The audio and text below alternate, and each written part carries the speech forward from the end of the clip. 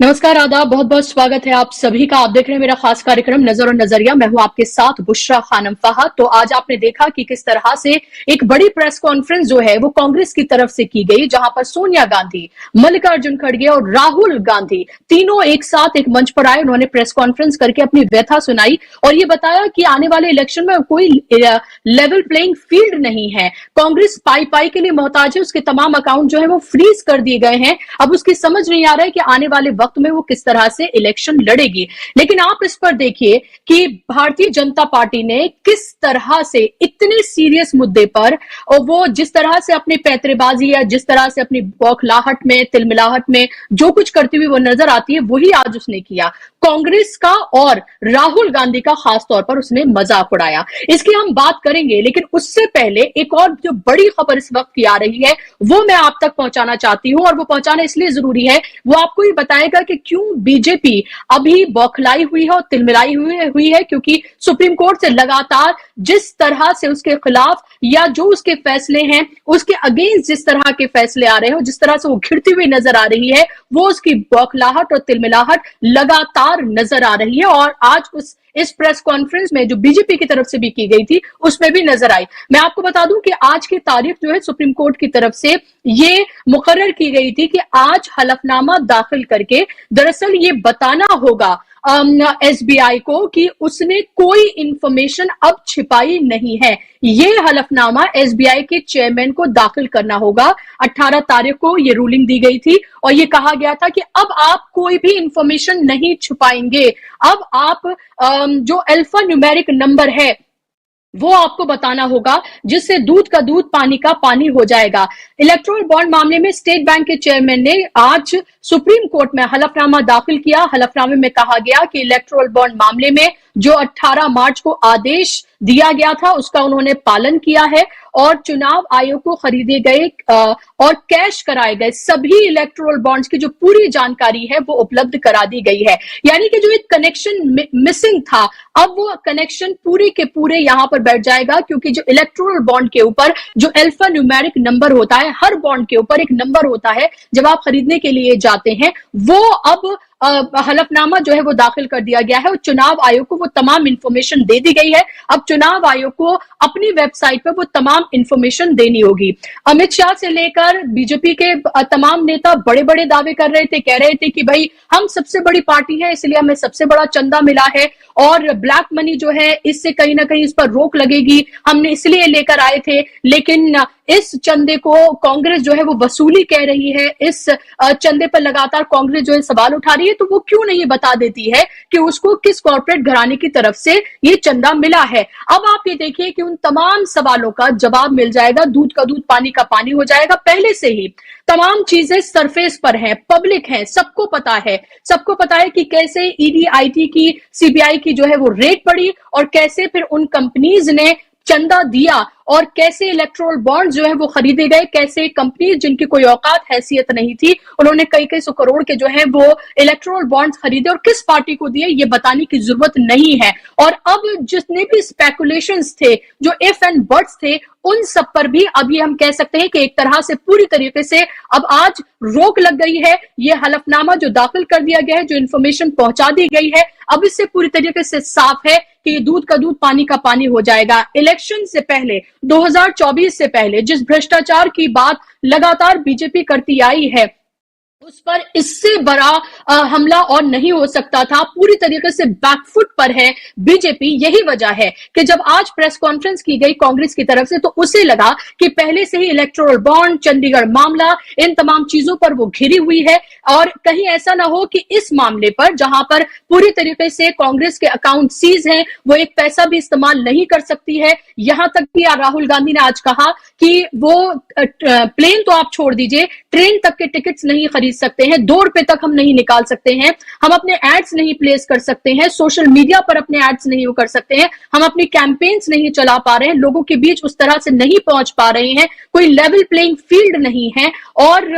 ये कहीं सिंपैथी कांग्रेस की तरफ ना चली जाए, तो आनन फानन में प्रेस कॉन्फ्रेंस जो है बीजेपी की तरफ से की जाती है। आप ये देखिए, चंडीगढ़ से लेकर इलेक्टोरल बॉन्ड से लेकर तमाम ऐसे मामले आए जिस पर बीजेपी पूरी तरीके से गिरी, वो चारों खाने चित हुई, लेकिन कभी उसने कोई प्रेस कॉन्फ्रेंस इस मामले को लेकर नहीं की। लेकिन जैसे ही आज ये एक बड़ी कॉन्फ्रेंस, क्योंकि आप कभी हाल ही में आपने नहीं देखा होगा कि सोनिया गांधी, राहुल गांधी और मल्लिकार्जुन खड़गे एक साथ एक प्रेस कॉन्फ्रेंस करें। जाहिर सी बात है कि पार्टी के अस्तित्व पर जब ये बात आ जाए, जब उन्हें लगे कि वो इलेक्शन लड़ने में उन्हें एक एक चीज करने में उन्हें परेशानी, दुश्वारी हो रही है, तो जाहिर सी बात है उन्हें मीडिया के सामने आकर अपनी बातों को रखना पड़ा।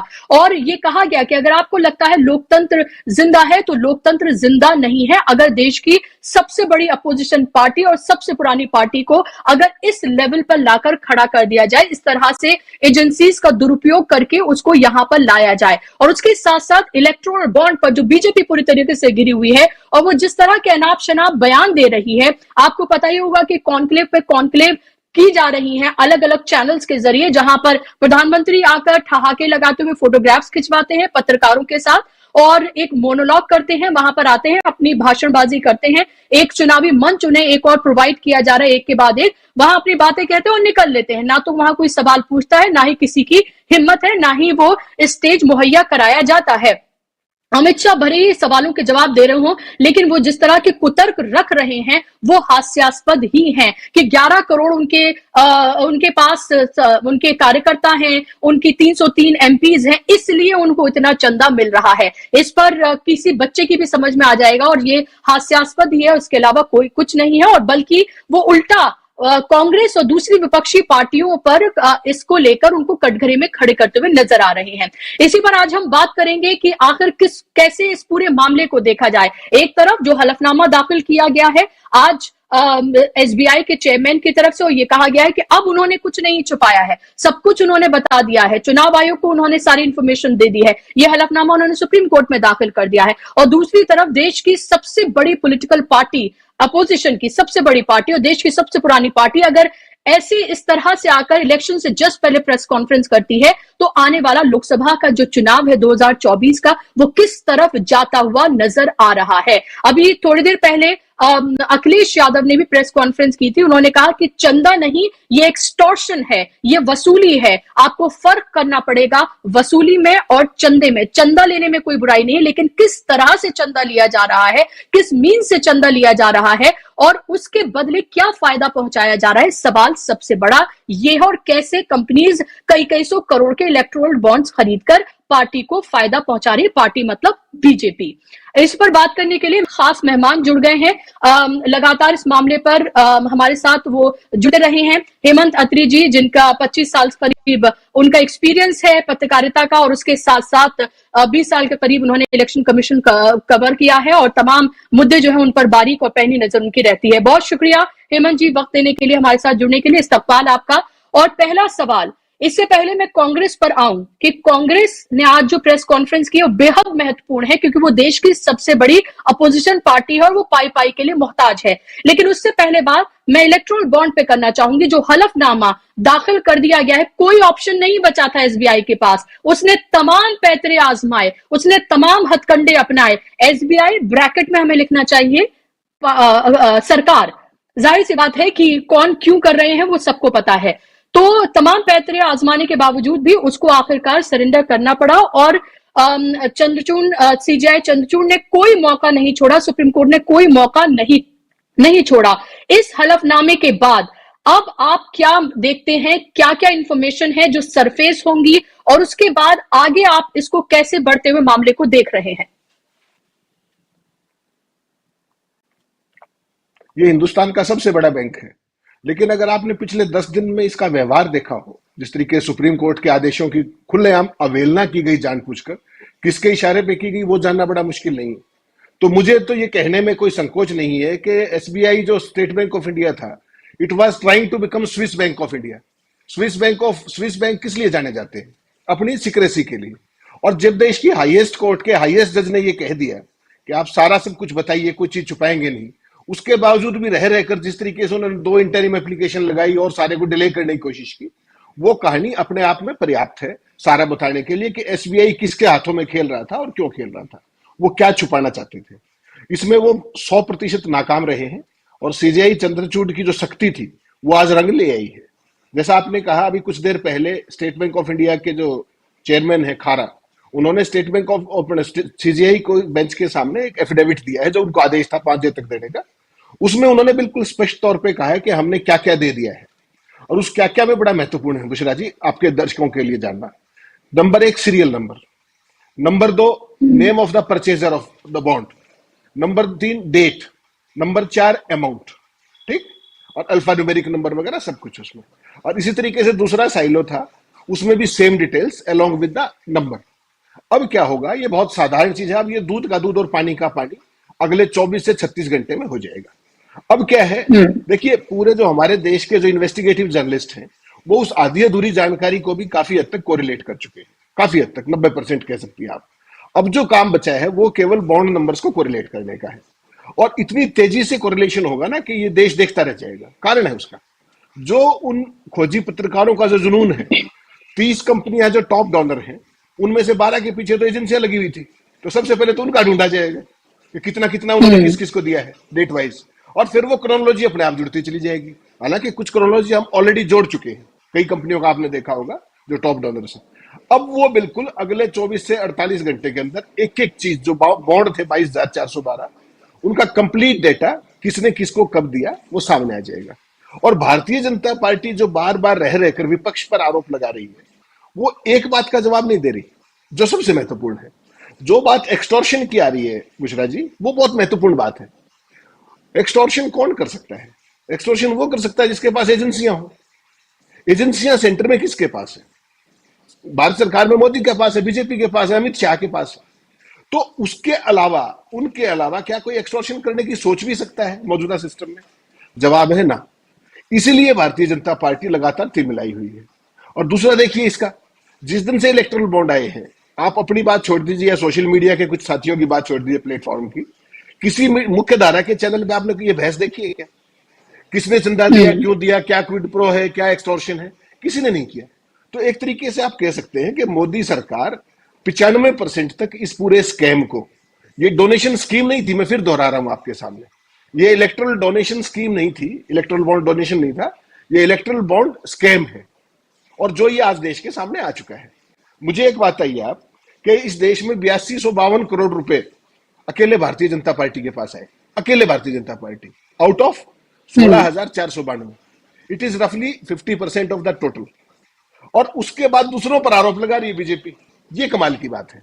जब एजेंसियां आपके पास है, जब सरकार आपके पास है, कोई दूसरा एक्सटॉर्शन की सोच भी सकता है। और क्विड प्रो को बिल्कुल सामने आ रहा है कि किसने किसको कितना दिया। और ये एग्जैक्ट फिगर्स, अब चंद घंटों की बात है, ये सारी बात दूध का दूध पानी का पानी हो जाएगा। और भारतीय, अगर ये देश का मीडिया केवल इस एक मसले को, आप सारी बात भूल जाइए 10 सालों की, केवल एक इस मसले को ठीक पर्सपेक्टिव में देश की जनता को दिखा दे, तो 2024 का चुनाव तो आज ही तय हो जाएगा। लेकिन क्या वो दिखाएगा? जवाब है स्पष्ट ना, बिल्कुल नहीं दिखाएगा। और वो इसके अलावा सारी चीजें दिखाएगा जिससे गुमराह किया जा सके। यही जो मुख्य धारा का मीडिया है, यही उसका एजेंडा है, यही उसको मैंडेट दिया गया है, और यही वो लगातार विपक्ष की सुपारी लेकर के लगातार करता आ रहा है। ये बहुत दुर्भाग्यपूर्ण बात है बुशरा जी। जी हेमंत जी, और इसी से जुड़ा एक और सवाल मेरा, आप देख रहे होंगे लगातार अलग अलग चैनल्स पे कॉन्क्लेव्स कराई जा रही हैं, जहां पर बाकायदा तौर पर स्टेज प्रोवाइड किया जा रहा है। सवाल तो वहां क्या पूछे जाते हैं वो तो सिर्फ मजाक होते हैं, सिर्फ स्टेज प्रोवाइड किया जा रहा है, सवाल फॉर्मेलिटी के लिए होते हैं, कोई काउंटर क्वेश्चन नहीं होता है। वहां प्रधानमंत्री भी जा रहे हैं, प्रधानमंत्री जाकर वहां अपनी बात करते हैं, एक चुनावी मंच उनको प्रोवाइड किया जा रहा है, वहां जाके वो अपनी बातें करते हैं, बातें करके आ जाते हैं, हंसी ठहाके होते हैं, तमाम पत्रकार वहां पर उस चैनल के बैठे हुए वहां पर उनके साथ फोटोग्राफी करवाते हैं, कोई एक सवाल नहीं पूछता और वो लौट कर आ जाते हैं। और वहां पर वो अपनी गालियों के हिसाब से लेकर तमाम हिसाब वहां पर बता रहे होते हैं। अमित शाह से भी जब सवाल पूछा गया इसको लेकर, तो वो कह रहे हैं कि ब्लैक मनी को कल्टेल करने के लिए दरअसल हमने ये इलेक्ट्रोल बॉन्ड की पॉलिसी लेकर आए थे। बहुत ही मरे मन से वो कहते हैं सुप्रीम कोर्ट के अब जो फैसला है उसको वो हमें मानना होगा, हम मानते ही हैं उसको, लेकिन साथ साथ वो विपक्ष पर सवाल उठा रहे हैं। क्या जिस पार्टी को लगभग 56% तमाम इलेक्ट्रोल बॉन्ड के पैसे का हिस्सा मिला हो, वो क्या वाकई में वो विपक्ष पर सवाल उठा सकती है, जहां एक पार्टी पाई के लिए मोहताज है फिलहाल, उसके तमाम अकाउंट जो है वो फ्रीज कर दिए गए हैं। वो इलेक्शन नहीं लड़ पा रही है। वो कह रही है कि प्लेन में जाने का तो टिकट छोड़ दीजिए, हमारे पास ट्रेन में जाने का टिकट नहीं है। हम अपना एड्स नहीं दे पा रहे हैं। जहां बीजेपी के हर रोज आपको पूरे पूरे बड़े बड़े पेजेस पर आपको एड्स नजर आते हैं, जहां पर टीवी चैनल्स पर, वेबसाइट पर, सब जगह छाई रहती है बीजेपी, वहां कांग्रेस को ये सब नहीं किया जा रहा है। तो कोई लेवल प्लेइंग फील्ड ही नहीं है। ऐसे में ये 2024 का इलेक्शन हो रहा है। कि जो कांग्रेस युक्त भाजपा है ना, उसने कांग्रेस मुक्त भारत और विपक्ष मुक्त भारत बनाने का ये नया तरीका इजाद किया है, जिसके तहत स्वतंत्र भारत के इतिहास में पहली बार किसी मुख्य विपक्षी दल के अकाउंट सील किए गए हैं, वो भी एक ऐसे ऐसे नकारा मुद्दे पर जिसका कोई अस्तित्व नहीं है। क्या आपने, मैं फिर दोहरा रहा हूं, उस दिन भी हमारी बात हुई थी, क्या आपने आज तक हिंदुस्तान में किसी राजनीतिक दल को इनकम टैक्स भरते हुए देखा है? कोई ये बात नड्डा साहब से पूछता क्यों नहीं? क्या मोदी साहब ये बात जवाब दे सकते हैं कि बीजेपी ने आज तक कितना इनकम टैक्स भरा है? एक कोई बता दे, कोई दल बता दे। और इनकम टैक्स के आरोप लगा करके, वायलेशन लगा करके जो मुख्य विपक्षी दल है उसका अकाउंट फ्रीज कर देना, एक दो नहीं, 4 बैंकों में 11 अकाउंट फ्रीज किए गए। और मिस अप्रोप्रिएशन जो सो कॉल्ड है वो कितना है? 14 लाख का। उसमें जुर्माना कितना बनता है? 10,000 रुपए। आपने कितना सील कितना किया? 1,15,00,000 रुपए। आपने पेनल्टी रेज कितनी की? 2,35 करोड़ रुपए। इसका मायने क्या है? अगर जब टैक्स ही 10,000 बनता था वायलेशन का भी, तो आपने खाते सील क्यों किए? और वो भी किस मौके पर किए? Timing is important. This is a straight coercive action. ऐसा एक्शन कभी नहीं लिया गया हिंदुस्तान के इतिहास में। और जब किसी ने आज तक इनकम टैक्स दिया ही नहीं है, तो उसका बहाना बना करके मुख्य विपक्षी दल का चुनाव की पूर्व संध्या पर खाते सील कर देना, इसका मतलब साफ है, विपक्ष मुक्त भारत है। और इसके अलावा अगर आप देखेंगी, देखिए, दर्शकों के लाभ के लिए मैं कुछ चीजें स्पष्ट करना चाहता हूं ब्लैक एंड व्हाइट। इस देश के संविधान के अंदर स्वतंत्र और निष्पक्ष चुनाव की बात है। वो क्या है? चुनाव की अवधारणा क्या है? समान धरातल। समान धरातल का मतलब क्या है? कि बीजेपी के पास तो अरबों रुपए का खजाना है, अरबों रुपए का, भारी प्रचार तंत्र है, चुनाव आयोग मुखदर्शक बना हुआ है, सुपारी मीडिया पूरे विपक्ष की सुपारी लिए घूम रहा है, रोजाना विपक्ष की हत्या की जा रही है मीडिया के द्वारा, एजेंसियां अभी भी शांत नहीं बैठी हैं। आप देख रहे हो कि डेली इनकम टैक्स की रेड और दुनिया भर के काम, सम्मान, ये वो सब कुछ जारी है। अधिकारियों ने इस बार विकसित भारत यात्रा के नाम पर सरकार का हिस्सा बनकर के प्रचार किया है, नहीं किया? चुनाव से पहले क्या कभी आपने देखा है? सैनिकों को सरकार का दूत बनाया गया है, नहीं बनाया गया? चिट्ठी निकाली गई बाकायदा कि जो भी सैनिक छुट्टी पे जाएगा वो सरकार की योजनाओं का प्रचार करेगा। ये क्या है बुशरा जी? ये लेवल प्लेइंग फील्ड है। और जब राहुल गांधी कहते हैं कि साहब इस देश के अंदर विपक्ष, वो क्या बोलते हैं, लोकतंत्र बचा ही नहीं, तो क्या गलत है? एक पार्टी है जिसके पास अरबों का खजाना है, दूसरी पार्टी के खाते में 2.5 करोड़ रुपए है, उसको भी सील करवा दिया आपने, उसको भी फ्रीज करा दिया। इंदिरा गांधी के जमाने में करोड़ एक बात होती थी जी, एक शायद 250 करोड़ है मेरे ख्याल से, 2.5 करोड़ नहीं जी। तो 250 करोड़। इंदिरा गांधी के जमाने में एक कमिटेड ब्यूरोक्रेसी की अवधारणा पे लिखते थे हमारे जो सीनियर्स थे। आज तो नरेंद्र मोदी ने ये प्रूव कर दिया कि इनकम टैक्स के अधिकारी हो, रेवेन्यू सर्विसेज के अधिकारी हो, और कोई भी इस देश में चुनाव आयोग हो, कोई संवैधानिक संस्था हो, क्वासी जुडिशियल बॉडी हो, सारे सरकार के इशारे पर काम कर रहे हैं। मुझे आप एक बात तो बता दीजिए, जब इस देश में किसी पार्टी ने आज तक इनकम टैक्स दिया ही नहीं है, तो इनकम टैक्स के बहाने से कांग्रेस ने आपने खाते सीज कैसे कर दिए? कोई तो नैतिकता होती होगी। क्या कर रहा है चुनाव आयोग? और सबसे इंटरेस्टिंग बात आपको बताता हूं, कल सुबह जब सो के उठी होंगी, आपने अपना व्हाट्सएप चेक किया होगा, उसमें विकसित भारत के नाम से ग्रुप बना करके नरेंद्र मोदी की चिट्ठी डाली गई हिंदी और इंग्लिश में, सरकार की पूरी महिमा मंडन करते हुए कि आप मोदी सरकार को वोट दीजिए। वोट का आह्वान किया गया।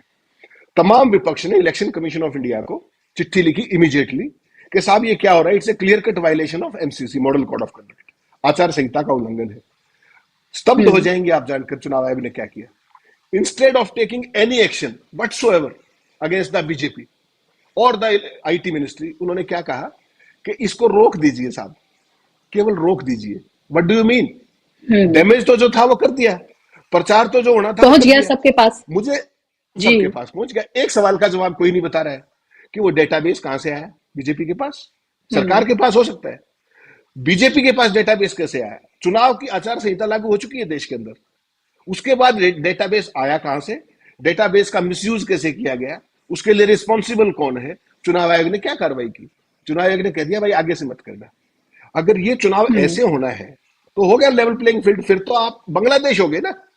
बांग्लादेश के अंदर एक पार्टी ने 2 बार से लगातार चुनाव का अपने क्या बोलते हैं बहिष्कार किया है। लेकिन मोदी जी एक बात हम्म। भूल रहे हैं, जो पूरी दुनिया है वो हिंदुस्तान के हालात देख रही है इस समय। हिंदुस्तान बांग्लादेश नहीं है। अगर किसी स्टेज पे हिंदुस्तान का विपक्ष चुनाव का बायकाट करने की घोषणा करता है तो हो गई मोदी जी की डेमोक्रेसी मदर ऑफ डेमोक्रेसी। वो इस बात को क्यों भूल रहे हैं? और अगर जब पानी सिर से ऊपर चला जाएगा तो विपक्ष क्या करेगा? मुझे बताइए, उनके पास विकल्प क्या रहेगा? आप जी। दिल्ली के डेली अरविंद केजरीवाल को समन भेज देते हैं, किसी का अकाउंट सीज करा देते हैं, किसी के पीछे इनकम टैक्स छोड़ रखा है, और बीजेपी छुट्टे सांड की तरह घूम रही है। तो ये कौन सा लेवल प्लेइंग हम्म। फील्ड है?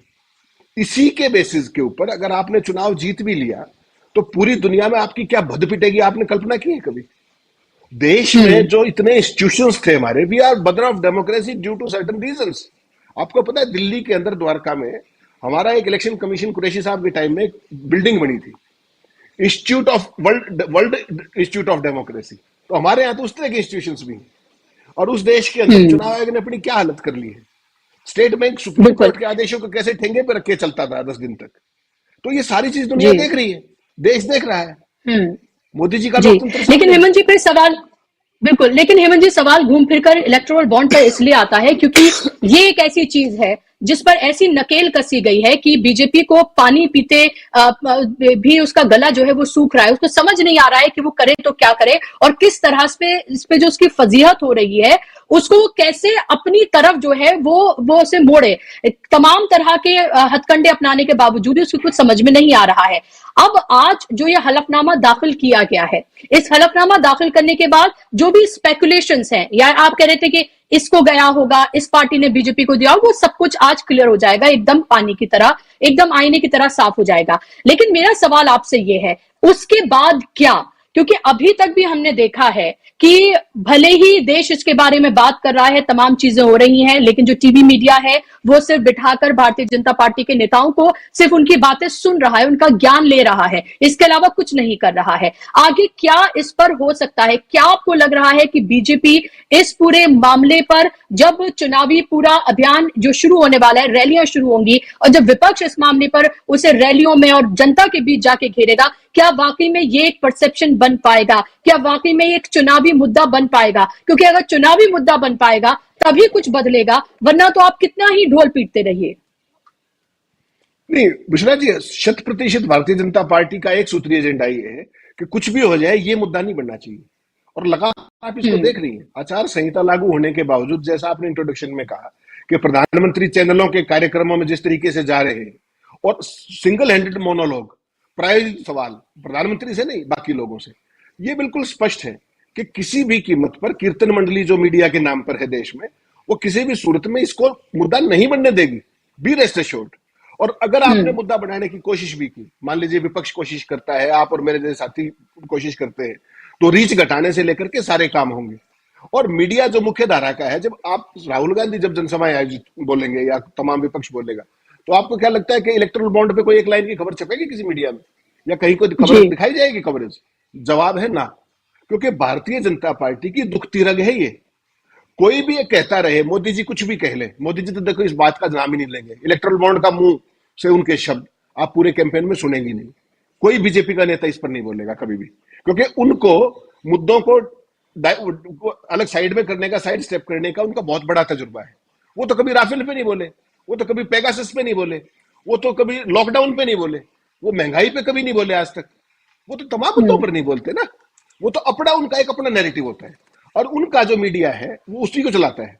तो मुझे इस बात में बहुत गंभीर शक है कि हमारा जो मुख्य धारा का मीडिया है वो इस मुद्दे को छुएगा भी नहीं। आप तो मुद्दा बनाने की बात कर रही है, तो ये सारे का सारा ओनस अब विपक्ष के ऊपर है, और आप जैसे चंद साथियों के ऊपर है जो इस पे कोशिश करके इसको बनाने की कोशिश कर रहे हैं मुद्दे को।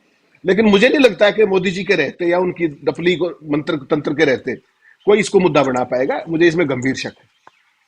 जी, लेकिन ज़ाहिर सी बात है कि आज ये बड़ी खबर ज़रूर है, क्योंकि लगातार एसबीआई की अगर हम बात करते हैं तो एसबीआई लगातार नानुकुर कर रहा था। हमने पूरी वो सुप्रीम कोर्ट की प्रोसीडिंग देखी कि किस तरह से एसोचैम और फिक्की के ज़रिए भी वो एप्लीकेशन मूव कराने की जो है वो कोशिश की गई, और फिर कैसे सुप्रीम कोर्ट की तरफ से फटकार लगी और सीजेआई ने कहा कि आप मुझ पर चिल्लाएं ना। और इसी तरह से तमाम तरह की अलग-अलग कोशिशें सरकार की तरफ से की गई हैं कि ये इंफॉर्मेशन आपके पास ना पहुंच पाए, इसकी पूरी की पूरी कवायद की गई। लेकिन सुप्रीम कोर्ट इस मामले पर लगातार सख्त था, न इस मामले पर बल्कि लगातार आप ये देखिए कि एक सीरीज ऑफ ऑर्डर है सुप्रीम कोर्ट की तरफ से। आज भी एक नहीं बल्कि दो ऑर्डर इस तरह के आए, एक तमिलनाडु को लेकर है, वहां के गवर्नर को लेकर है, और इसके साथ ही पीआईबी को लेकर है जो रोक लगाई गई है। तो लगातार जिस तरह से सुप्रीम कोर्ट की तरफ से एक के बाद एक जिस तरह के ऑर्डर्स आ रहे हैं या फिर रोक लगाई जा रही है इस मामले को लेकर, वो बेहद महत्वपूर्ण है, क्योंकि आखिरी उम्मीद लोगों को सुप्रीम कोर्ट ही में ही नजर आ रही है, जहां पर लगातार जो संस्थाएं हैं उनका दुरुपयोग हो रहा है। विपक्ष को किस तरह से न सिर्फ परेशान किया जा रहा है बल्कि इस स्थिति में लाया जा रहा है कि वो इलेक्शन भी पूरे तरीके से ना लड़ पाए। और ये वो पार्टी है जहां जिसके नेता कहते हैं एक अकेला सब पे भारी, 56 इंच की छाती है, 10 साल से सत्ता में है। वो कहते हैं 11 करोड़ उनके कार्यकर्ता हैं, वो दुनिया की सबसे बड़ी पार्टी है। वो दुनिया की सबसे बड़ी पार्टी जो है वो कितनी इनसिक्योर है हेमंत जी। ये पूरी सीरीज ऑफ ऑर्डर है, ये क्या दिखाते हैं। अभी आप ये देखिए कि जो चंडीगढ़ से मामला शुरू हुआ था और आज भी जिस तरह से दो मामले आए हैं, वो लगातार ये दिखाते हैं कि सुप्रीम कोर्ट किस तरह से सख्त है, खासतौर पर आर्टिकल 19 को लेकर, और खासतौर पर जो ट्रांसपेरेंसी है उसको लेकर, और जिस तरह के ऑर्डर्स उसको आए हैं, चाहे इलेक्टोरल बॉन्ड हो या दो मामले जो मैंने अभी रखे, और चाहे चंडीगढ़ का मामला हो जहां उसने लोकतंत्र की हत्या तक कह दिया था। बुशरा जी, देखिए ये सारा सिलसिला ही वहां से शुरू हुआ है। अगर आप याद करें पूरे क्रोनोलॉजी को, बाकी तो देश के अंदर कुछ हो ही नहीं रहा ना, जब तक मोदी चाहते हैं उतना ही होता है। लेकिन मोदी का दुर्भाग्य यह है कि चुनाव की घोषणा से एन वक्त पहले सबसे पहले चंडीगढ़ मेयर का चुनाव आया, और उसमें जिस तरीके से भारतीय जनता पार्टी की फजीहत हुई पूरे देश में, आज तक मुंह नहीं खोल पाया कोई बीजेपी का नेता चंडीगढ़ मेयर के चुनाव को लेकर के। वहां से उसके बाद इलेक्ट्रल बॉन्ड का मसला आया, आपने देखा। उसके बाद सुप्रीम कोर्ट ही है जो लगातार स्टैंड ले रहा है, बाकी तो कहीं कुछ किसी की कवरेज थोड़ी होगी। सुप्रीम कोर्ट की बात को तो रिपोर्ट करना मजबूरी है ना, आप चाहे ट्विस्ट करके करें, चाहे कुछ भी करके करें, ट्रिम करके करें, करते हैं। अब इलेक्ट्रल बॉन्ड का मसला ले लीजिए, 4 हियरिंग्स हुई, उसके बाद आज शायद वो परिणति पे पहुंच जाएगा क्योंकि एफिडेविट आ गया सुप्रीम कोर्ट के पास। उसके अलावा आज की जो प्रोसीडिंग्स है सुप्रीम कोर्ट में बहुत महत्वपूर्ण है। सुप्रीम कोर्ट ने क्या कहा गवर्नर के बारे में, तमिलनाडु गवर्नर के बारे में, कि you behave better, you behave. आप हमें बताएंगे, हमने किसी व्यक्ति का कन्विक्शन स्टे कर दिया 2 जजों की बेंच ने सुप्रीम कोर्ट की, उसके बाद आपको कौन सा अधिकार है कि आप उस व्यक्ति को शपथ नहीं दिलाएंगे? आपका काम काउंसिल की एडवाइस पे काम करना है, इतने बुरे तरीके से। और उन्होंने अटॉर्नी जनरल का नाम लेके कहा कि mister attorney general, we are force to say so. उन्होंने कहा, अपने गवर्नर को बता दीजिए जाके, ये भी कहा। ये सुप्रीम कोर्ट की सामान्य भाषा नहीं, ये जब सर के ऊपर से पानी जाता है बुशरा जी, तब इस अच्छा पहला गवर्नर नहीं है, इससे पहले पंजाब गवर्नर की हरकतें देखी होंगी आपने, तमाम गवर्नरों की हरकतें देखी होंगी। इसके अलावा बात यहां तक भी सीमित नहीं होती है। आज जिस तरीके से पीआरबी की जो फैक्ट चेकिंग यूनिट थी उसको स्टे किया गया है, वो बहुत गंभीर बात है। उसको लोग समझ नहीं पा रहे वो क्या इशू था। उसमें सिंपल सी बात ये थी कि सारे जो देश के तथ्य हैं उनको जांच करने का ठेका पीआईबी को दे दिया गया, जो कि सरकार की आर्म है। उसमें आपने मोदी से कोई सवाल पूछा, कोई टिप्पणी की, सोशल मीडिया से लेकर के कहीं भी, वो 1 मिनट में उसको उतरवा देंगे फॉल्स इंफॉर्मेशन कहते हुए।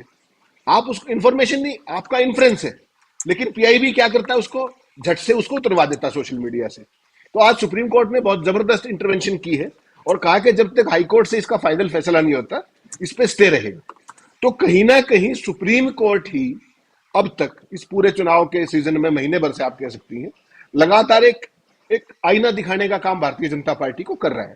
और इसी से मोदी जी बौखलाए हुए हैं। जो आप कह रही है ना कि असुरक्षा भाव, असुरक्षा भाव किस चीज का है कि जो देश में हालात है पिछले 1 महीने से, जिस तरीके से एक के बाद एक खुलासे हो रहे हैं, सरकार की ईमानदारी के ढोल फटे पड़े हैं सड़कों के ऊपर, उसके बाद सरकार को खतरा क्या है कि जो सरकार सर्वोच्च न्यायालय के आदेश के बाद एसबीआई को आर्म ट्विस्टिंग करके उस सूचना को बाहर आने से रुकवाने के लिए क्या क्या प्रपंच रचे, ये सबने देख लिया।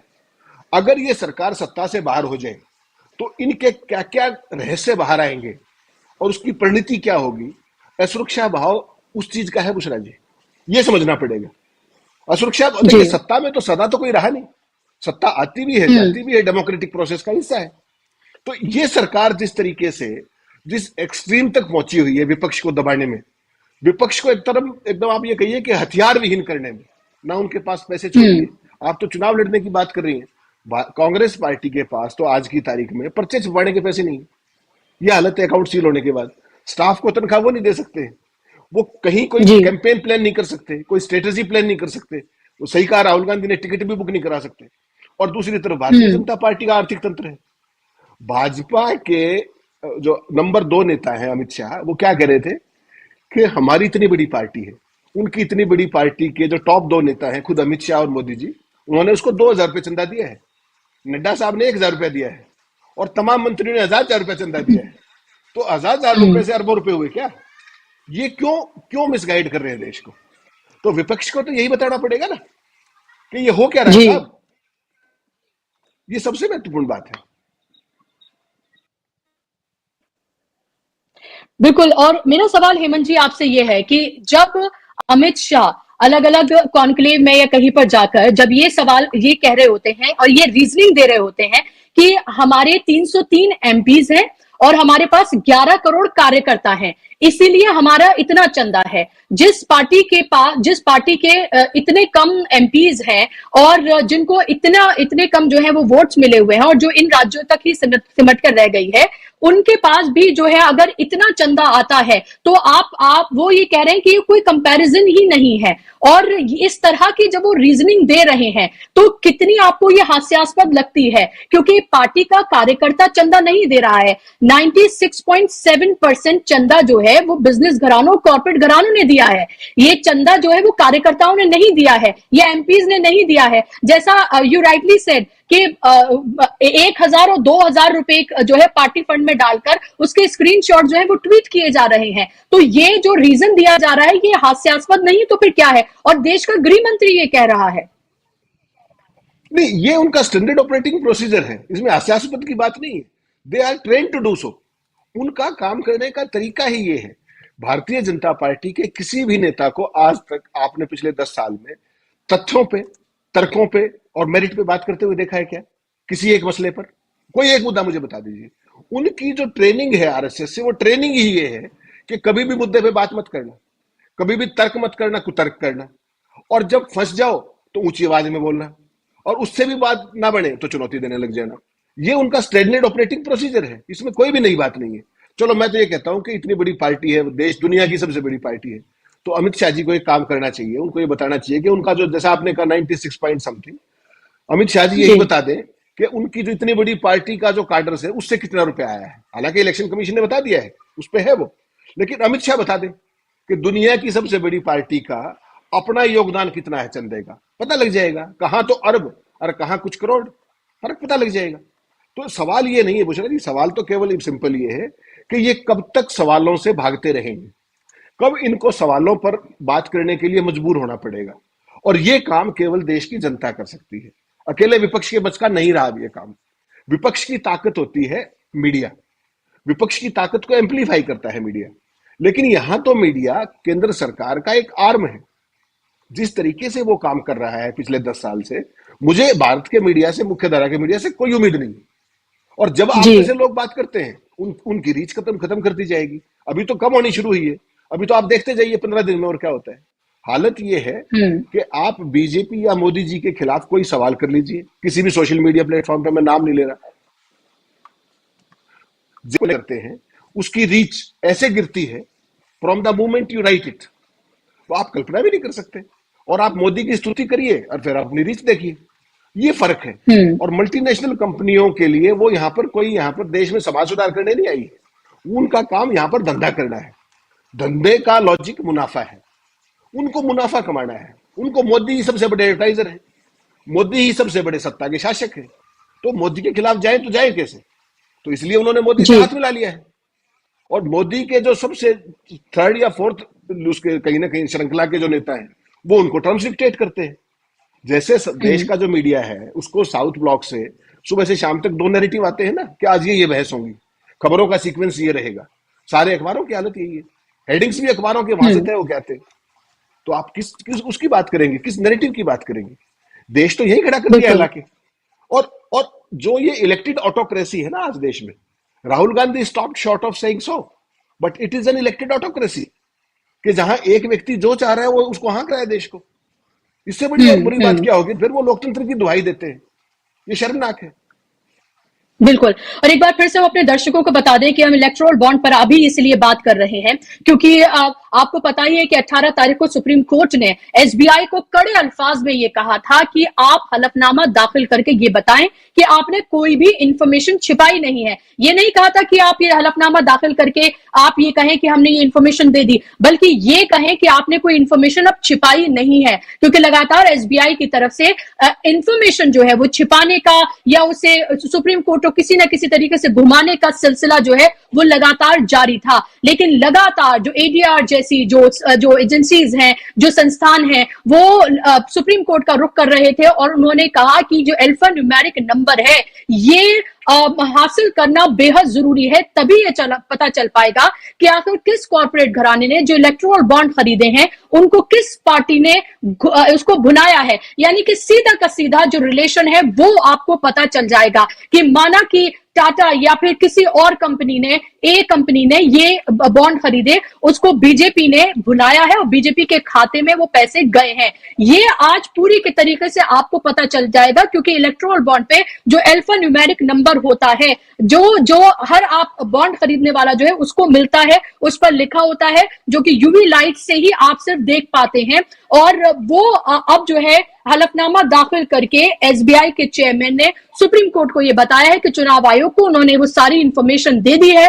अब उनके पास कोई भी इंफॉर्मेशन इलेक्टोरल बॉन्ड को लेकर छिपी हुई नहीं है। यानी कि उनके कहने का मतलब यह है कि पूरी तरीके से सारे राज जो हैं वो खुल गए हैं। अब हम ये कह सकते हैं कि पूरी पोल जो है वो खुल गई है। बीजेपी की अब पूरी पोल खुलने वाली है। तमाम राज से अब पर्दा हटने वाला है। दूध का दूध, पानी का पानी होने वाला है। तमाम इफ्स एंड बट्स अब हटने वाले हैं। तमाम स्पेकुलेशंस पर अब विराम लगने वाला है और तमाम चीजें अब आपके सामने हो जाएंगी। अब बीजेपी को मुंह छुपाने के लिए नहीं मिलेगा या ये कहने के लिए नहीं मिलेगा कि भाई वो पार्टी तो अपने बारे में नहीं बता रही है। हमने तो ये इसलिए किया था क्योंकि काले धन पर रोक लगाई जा सके, लेकिन कांग्रेस को ये मंजूर नहीं है। इसको आप कैसे देखते हैं? एक बार फिर से हेमंत जी मैं चाहूंगी, क्योंकि जो नए दर्शक जुड़े हैं वो ये समझ पाए कि ये जो इलेक्टोरल बॉन्ड को लेकर आज जो इंफॉर्मेशन आई है, ये इंफॉर्मेशन पहली इंफॉर्मेशन से कितनी अलग है और अब क्या कुछ आगे होने जा रहा है, एक बार आप ये जरा समझाइए। बुशरा जी, बहुत साधारण सी बात है नए दर्शकों के लिए भी कि अब तक जो आए थे वो केवल आंकड़े आए थे। उसमें स्टेब्लिश ये नहीं हो रहा था कि कौन सा बॉन्ड किस व्यक्ति को कब गया है। अब वो बिल्कुल जैसा आपने कहा, दूध का दूध और पानी का पानी हो जाएगा। केवल 24 घंटे की बात है, क्योंकि सुप्रीम कोर्ट के आदेश के बावजूद भी मैच करके नहीं दिया एसबीआई ने। अब केवल डिटेल्स पूरी की है जो आधी अधूरी उन्होंने जान पर बूझ करके दी थी, खेल करते हुए सरकार के इशारे पर। अब वो डिटेल्स पूरी हो गई हैं। अब वो क्रॉस मैचिंग की जाएगी नंबर्स की, अल्फा न्यूमेरिक नंबर्स की, और उस पर तमाम साथी पत्रकार पहले से लगे हुए हैं। मुझे लगता है अगले 24 से 48 घंटे में बिल्कुल स्पष्ट तस्वीर सामने आ जाएगी कि किसने कितना चंदा किसको दिया, क्यों दिया और उसके पीछे खेल क्या था। वो एक्सटॉर्शन था, वो एजेंसियों का खतरा था, वो क्विड प्रो को था। एक एक चीज बिल्कुल सामने, बिल्कुल ऐसे स्पष्ट आईने की तरह सामने आ जाएगी। और जो मोदी सरकार का पूरा खेल जो लगातार पिछले 1 महीने से सामने जो लाने से बचने की कोशिश की जा रही थी, वो कंप्लीट एक्सपोज हो जाएगा ये जनता के सामने। अब ये जनता को देखना है कि वो इसके आधार पर वोट मांग देती है या कोई और आधार उसने तय कर रखे।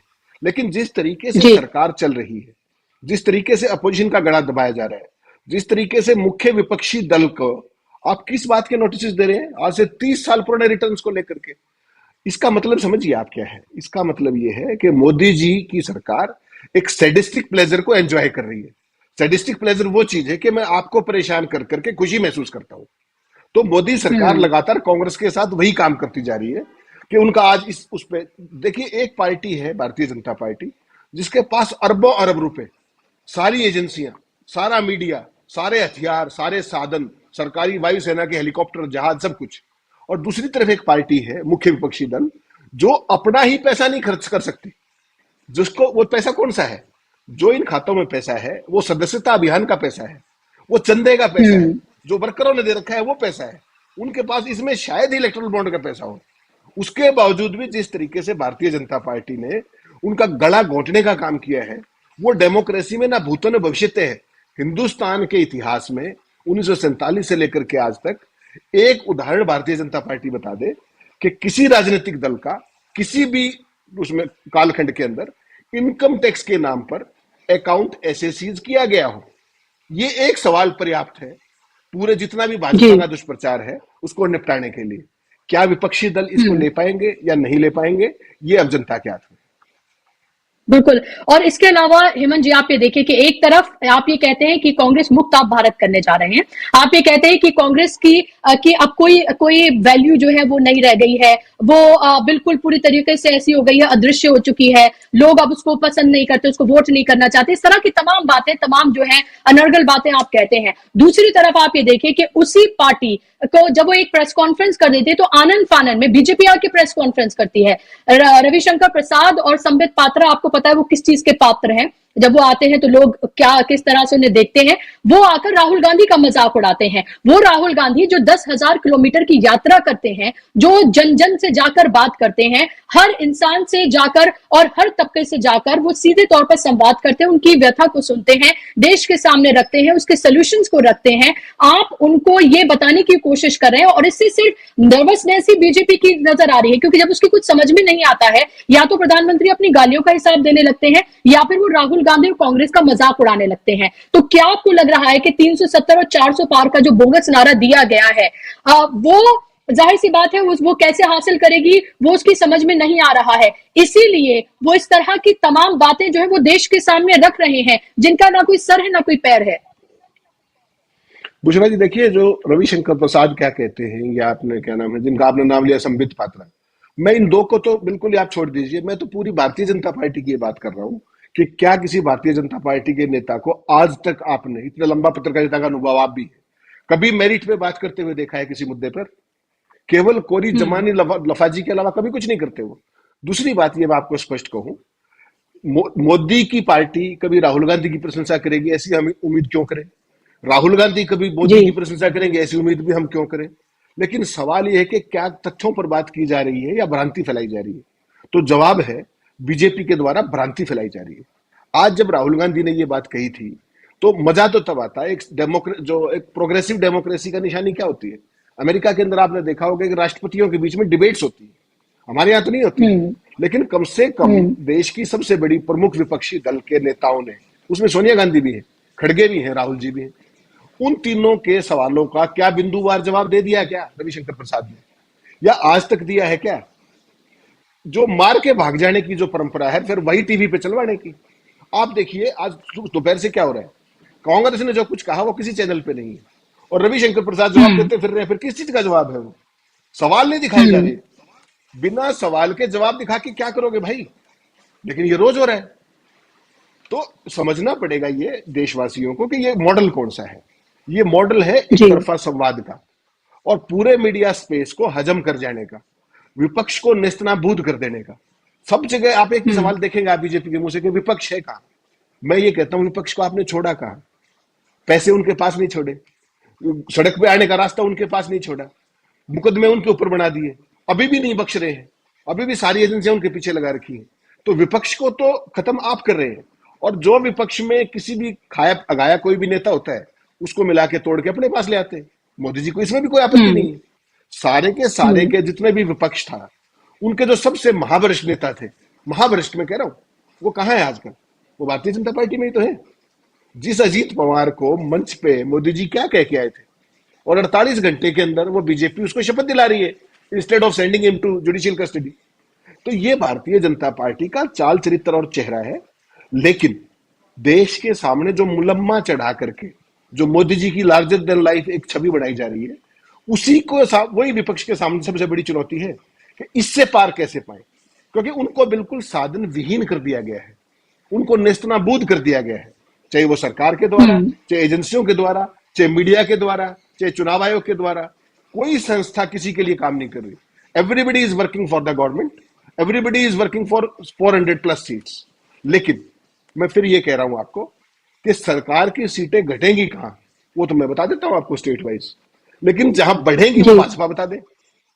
तो ये केवल जमानी जमा खर्च इसलिए चल रहा है कि नाकामियों को छुपाने के लिए, और वन वे जिसको कहते हैं नैरेटिव, वो सारे का सारा प्रोपगेट किया जा रहा है। बिल्कुल। 272 के लाले पड़े हुए, 200 के लाले पड़े हुए। अगर चुनाव को देश के संविधान के मुताबिक होने दे, इस देश का चुनाव स्वतंत्र और निष्पक्ष हो जाए, जो कि चुनाव आयोग की जिम्मेवारी है, संवैधानिक जिम्मेदारी है, तो भारतीय जनता पार्टी को 200 सीटों के लाले पड़ जाएंगे। इसीलिए ये सारा प्रपंच रचा जा रहा है। आप नहीं तो ये बताइए, जो पार्टी जीत रही है, 400 सीट आ रही है, तो उनको सुबह सुबह आपके व्हाट्सएप पे ये सब भेजने की क्या जरूरत है गैर कानूनी तरीके से? कोई जरूरत है?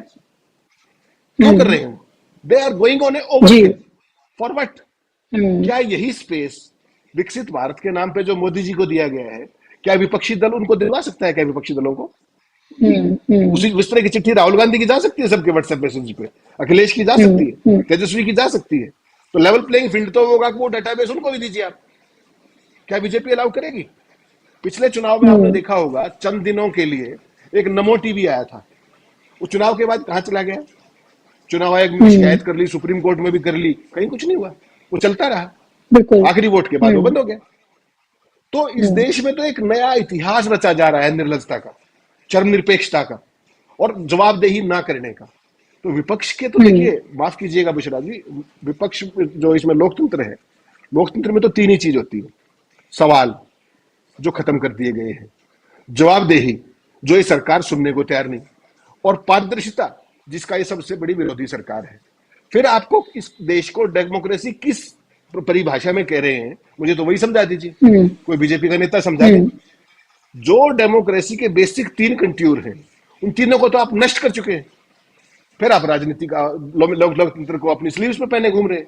तो पूरी दुनिया बिल्कुल। और फैसला हो जाए। और अभिव्यक्ति की जो आजादी है, उसको किस तरह से रोका जाए, उसके पूरे प्लान जो है वो बनाए जा रहे हैं। शुक्र है सुप्रीम कोर्ट का कि उन्होंने अभी इस पर रोक लगा दी है, लेकिन आप जो बात कर रहे हैं वो आगे ये बात पहुंच पाएगी नहीं पहुंच पाएगी, इसमें बहुत बड़ा क्वेश्चन मार्क है। कल को अगर उसको बहाल कर दिया जाता है और फिर उसके बाद शिकायत कोई कर दे, या फिर पीआईबी ये देख ले कि हाँ ये तथ्य ठीक नहीं है, और वो जाकर अगर शिकायत कर दे, तो वो ये वीडियोस जो है वो टेक डाउन करने पड़ेंगे। ये बात हेमंत जी की या बुशरा की या डीबी लाइव की नहीं है, ये बात आपकी है, ये आपके अधिकार की है कि आप तक सही इंफॉर्मेशन पहुंचने तक ना पहुंच पाए, इसके लिए पूरी के पूरे प्लानिंग जो है वो की जा रही है। आप तक तथ्य ना पहुंच पाए, आप तक सही जानकारी ना पहुंच पाए, आप तक सरकार की जो आलोचना है या जो उसकी पॉलिसीज है वो सही है या गलत है, ये हम आप तक ना पहुंचा पाए, विपक्ष की आवाज को आप तक ना पहुंचाए, इस सब को कैसे रोका जाए, इसकी पूरी एक पटकथा जो है वो लिखी जा रही है। अब नहीं, चुनाव के बाद से ही ये कुछ ना कुछ करने के लिए आगे बढ़ते हुए नजर आ रहे हैं, ये साफ तौर पर दिख रहा है। लेकिन फिलहाल 24 घंटे अभी देश के लिए, आने वाले इलेक्शन के लिए बेहद महत्वपूर्ण है, क्योंकि जो जानकारी अब सुप्रीम कोर्ट को एसबीआई ने दे दी है हलफनामे की शक्ल में, और उसके बाद अब चुनाव आयोग जब इसको पब्लिक करेगा, तो जाहिर सी बात है कि बीजेपी के लिए मुंह छुपाना मुश्किल हो जाएगा, क्योंकि जो विपक्ष लगातार कह रहा है कि ये चंदा नहीं, सीधे तौर पर एक्सटॉर्शन है, ये सीधे तौर पर वसूली है, ये सीधे तौर पर जो ईडी सीबीआई आईटी का दुरुपयोग करके ये एक तरह की वसूली की गई है, और उसका सीधे तौर पर फायदा एक बड़ा अंश जो है वो बीजेपी को गया है। बड़ा अंश क्या, जाहिर सी बात है कि एजेंसीज का दुरुपयोग तो सिर्फ सत्ता में बैठे लोग ही कर सकते हैं, जो विपक्ष में है वो तो खुद इसके भुक्तभोगी हैं, तो वो क्या करेंगे। तो अब देखना होगा कि आगे आने वाले 24 घंटे देश की सियासत में कैसे अनफोल्ड होते हैं, ये देखना बेहद महत्वपूर्ण है। लेकिन आज का दिन लोकतंत्र के लिए, संविधान के लिए, देश के लिए, आने वाले इलेक्शन के लिए बेहद महत्वपूर्ण। बहुत शुक्रिया हेमंत जी, आपने वक्त दिया, आपने तमाम महत्वपूर्ण जानकारियां जो हैं वो दर्शकों तक पहुंचाई और अपनी राय रखी, बहुत शुक्रिया उसके लिए। और शुक्रिया आप तमाम दर्शकों का भी इस कार्यक्रम का हिस्सा बनने के लिए। आज के इस कार्यक्रम में बस इतना ही। ज्यादा से ज्यादा लोगों तक इस कार्यक्रम को आप शेयर करिए, ताकि इसमें मौजूद जो इंफॉर्मेशन है वो लोगों तक पहुंचे और उनको ये पता चले कि देश में आखिर घटित क्या हो रहा है और सत्ता में बैठे लोग क्या कुछ कर रहे हैं, ताकि आगे आने वाले लोकसभा इलेक्शन में जब आप वोट डालने जाएं, वोट डालने जरूर जाइएगा, वोट डालने जाएं तो आपके सामने आईने की तरह चीजें साफ हों कि आपको किस बुनियाद पर और किन मुद्दों पर